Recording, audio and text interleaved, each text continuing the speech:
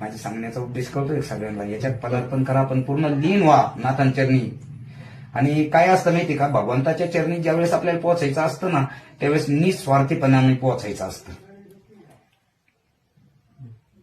विद्या कुठंच लगेच पारंगत होत नाही. विद्या पारंगत करण्यासाठी खूप कष्ट असतात आणि त्याच्यासाठी खूप मोठी क्षमता आणि धैर्य धरावं लागतं. खूप सहनशीलता ठेवावं लागते आपली स्वतःची आपल्यावर. आपल्याला कोणते संकट चालून, आता काही जणांचं काय होतं, मी देवदेव करायला लागलो, 6 महिने झाले मी दीक्षा घेतली, भगवंताची सेवा करायला लागलो, सेवा करायला लागल्यापासून उलट झालं माझं सगळं. माझ्या मागं आटंकाळा लागले, भगवंताच्या सेवामुळे माझ्या मागं आटंकाळा लागले. म्हणजे त्याच्या म्हणण्याचा उपचार काय आहे, मी जेव्हा भगवंताच्या सेवेत नव्हतो तेव्हा सुखी होतो, आणि आता भगवंताच्या सेवेत गेलो 6 महिन्यात पण सगळं उलट होऊ राहिलं. मग आता भगवंत त्याचा नाश करतात का? काय असतात, भगवंत त्याची क्षमता पाहतात, भगवंत त्याची पदोपदी परीक्षा पाहत असतात, त्याची सहनशीलता पाहतात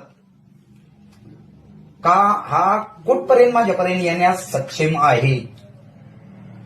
आणि त्याच्यातून सगळ्या याच्यातून तुम्ही जर चरणाशीच लीन व्हायचं ठरवलं तर भगवंत 100% तुमच्या मागे उभे राहतात. आणि एक गोष्ट, आता प्रत्येक ग्रंथ आहे, बाळ आहे, अलुप्त झालेले बाळ सुद्धा आहे, त्याच्यात तुम्हाला न्यास, अंगन्यास, करन्यास, षडंगन्यास सगळं शिकवलं जातं. मुखाचमन असतं, वर्ण असतात, बीज असतं, प्रत्येकाचा मंत्र असतो वेगळा, नाही का, प्रत्येक भगवंताची एक दिशा असती, आसनं असतात, नाही का. मग आता हे आसन आहे, आसन तुम्हाला द्यायचं आहे मला, मग हे आसन तुम्हाला मी देणार आहे, असंच आसन धरा बसा आणि साधना करा, असं नाही. ते आसन बांधलं जातं, त्याच्यासाठी 10 कोतवालांमधले 4 कोतवाल बोलावल्या जातात आणि ते 4 कोतवाल बोलून तुम्हाला आसन बांधून दिलं जातं. म्हणजे जेणेकरून तुम्ही साधना करून उठल्यानंतर अवैध शक्ती त्या आसनावर ग्रहण होऊ शकत नाही, किंवा तुम्ही जी ऊर्जा प्राप्त केलेली ती ऊर्जा घेऊन जाऊ शकत नाही.